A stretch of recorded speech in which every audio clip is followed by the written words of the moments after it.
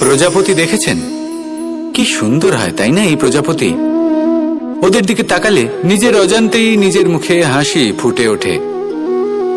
কিন্তু এই প্রজাপতি জন্ম থেকেই এমন দেখতে হয় না। জন্ম থেকে এদের কাছে ডানা থাকে না, এরা উড়তেও পারে না। যখন একটি প্রজাপতি জন্ম নেয় তখন প্রথমে ডিম অবস্থায় থাকে সে।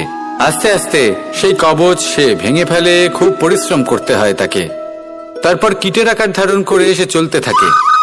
অনেক কষ্ট সহ্য করতে হয়, অনেক পরিশ্রম করতে হয়। তারপর তার রূপ বদলে যায়, তারপরে তার ডানা গজায়, তারপরে সে উড়তে পারে।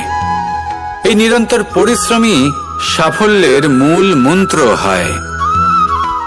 কখনো কখনো প্রতিভাও কম পড়ে যায় যদি নিরন্তর পরিশ্রম না করা হয়, যদি সমর্পণের ভাব মনে না থাকে, দৃঢ় নিষ্ঠা না থাকে।